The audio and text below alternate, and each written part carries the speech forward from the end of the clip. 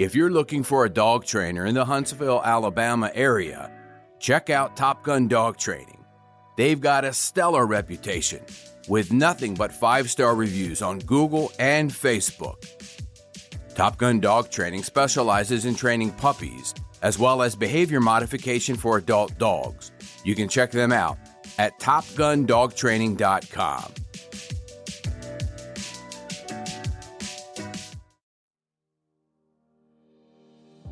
I'm Dale Buchanan, and this is Puppy Talk, the podcast that offers free advice and tips for raising a happy, healthy, and obedient puppy. For more information on this podcast, visit us online at puppytalkpodcast.com. Welcome to Puppy Talk Podcast, episode number 132. I'm your host, Dale Buchanan. Today, I'm going to talk about, is your dog confused or disobedient? This is a very important topic, and I get a lot of calls about this. Get a lot of clients that ask me why their dog won't listen to them. Most owners think their dog is stubborn or ignoring them or choosing not to listen, but in many cases, the dog is not being disobedient, the dog is confused. So we need to clarify that. We need to make sure that you're not confusing disobedience from the dog being confused. After doing dog training for so many years, I have learned that a lot of behavior problems are really communication problems. And keep in mind also that dogs don't use their ears as well as they use their eyes, and they don't use their eyes as well as they use their nose. If I want to get a dog's attention, I'm not talking to them all the time and repeating commands. I'm going to get some high-value food reward or some treats, and I'm going to get them to smell it. At that point, they're going to sit and look at me and wait for the command, and they're completely engaged with me and not distracted by anything. That way, they can listen and do what I'm asking them to do. When they're distracted, they're not going to listen, so the first thing is to get their focus on us, and I do that by getting their nose involved. So the dogs are going to use their nose first, their eyes second, and their ears third. Why confusion happens. First of all, dogs don't speak English. They don't know the words you're trying to tell them, and they don't know a lot of sentences. Each word has to be scientifically programmed into their brain that I call their software. Here's how you program a word into a dog's software. You tell them the command, they do the command, you mark it with a yes or the clicker, and then you reward them with a food reward immediately after that. Those 4 steps have to happen quickly. You say the command. If they can't do the command, you shape them into the command. If it's a down, once their body is flat on the ground, you say yes and immediately give the food reward. That is training the puppy or dog what the word down means. That is programming that software. Dogs will learn through repetition, timing, consistency, clear consequences, meaning they're getting a reward, and patterns. You have to repeat this and practice over and over and over again. I want to talk about common behaviors that create confusion. 1, repeating commands multiple times. I've said this in almost every podcast I do. That's a no-no. 2, changing expectations day to day. Just a second ago, I said consistency is key. They have to know exactly what you want from them. 3, giving commands without following through. So if you're not rewarding them when they do something right, they're not likely to keep doing it. 4, everyone in the family doing something different.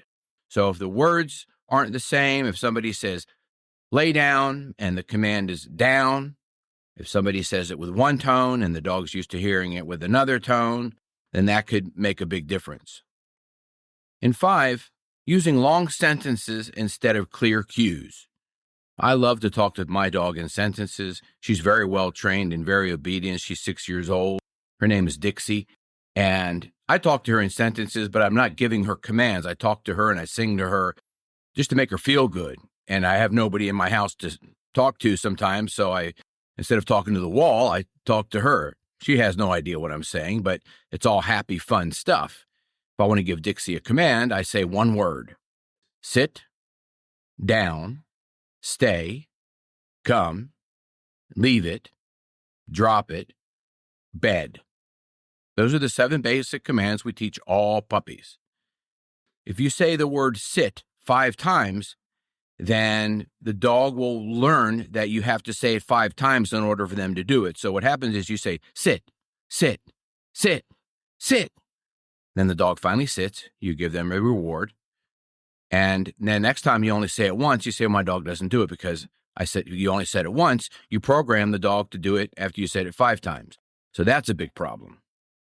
Another example is a dog allowed on furniture sometimes and corrected other times. You have to be very clear about boundaries. Dogs aren't allowed on furniture. Dogs aren't allowed to jump on people. Dogs aren't allowed to do other things like potty in the house. Dogs aren't allowed to run out the front door. These things you have to set as boundaries. You can't allow the dog to do it once, and there's no consequence to the dog, then there's problems. There's going to be problems. From the dog's perspective, the rules are unclear.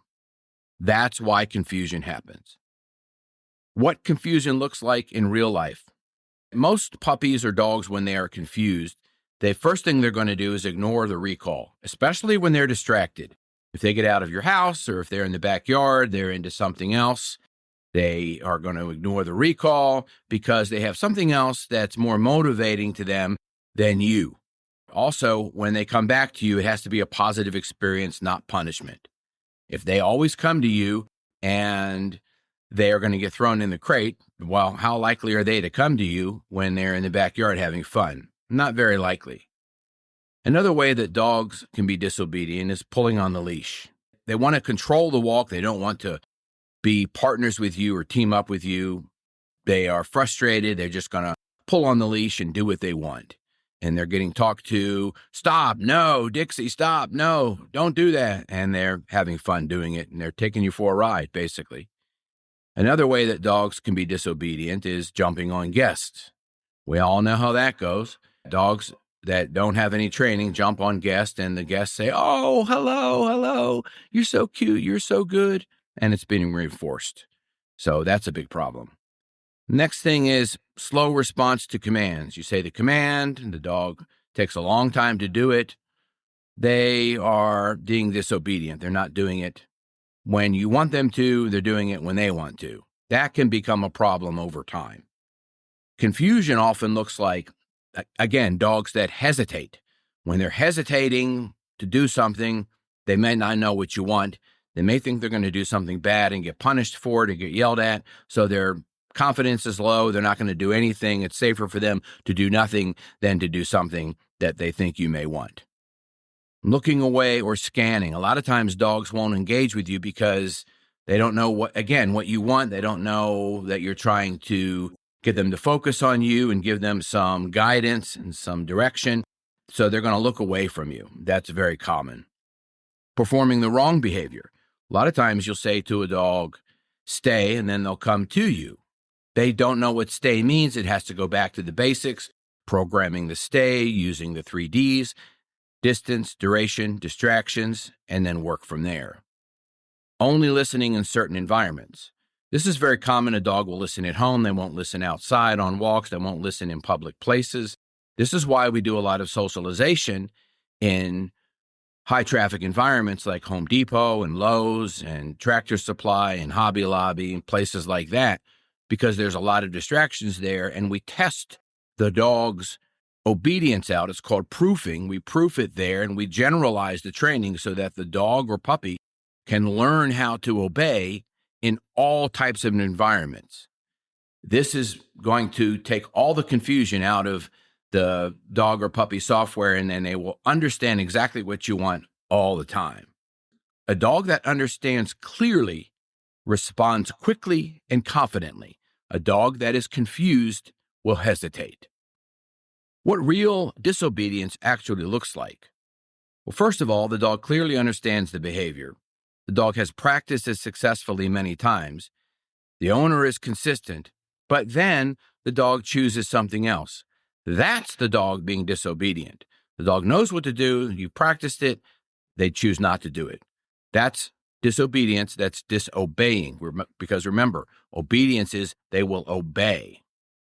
This is far less common than confusion because a lot of dogs can't make up their mind to disobey. They don't have the brain power to do so. So confusion is more likely. Disobedience is less likely. Most dogs do not try to challenge their owners, no matter how much you think that they do. That's not something that they're good at. They are trying to figure out what works. And the only way you can ensure that is through training with clarity, not control. Make sure that your communication is crystal clear and don't try to control the dog and micromanage them. How to reduce confusion. 1, say commands once. This will help the dog succeed and not fail. When you say the command once, they understand what you want and they do it. 2, be consistent with rules. This includes furniture, doors, food, greetings, and leash behavior. 3, practice first in low distraction environments. This means your living room, not the dog park or not Home Depot at first. You practice in your living room first for weeks and weeks at a time. 4, reward clearly when the dog gets it right. Timing matters. If the dog does a down perfectly when you ask for it, you've got to say yes and reward that behavior. Don't be touching the dog and patting them on the head and saying their name and getting them unfocused. Keep them focused. Yes, give them a reward. Move them to another part of the rug in the house. They down, they do down. Yes, give them a reward. Don't want to get them out of training mode and into play mode because you need to practice repetitions. Follow through every time. Empty commands create unreliable dogs.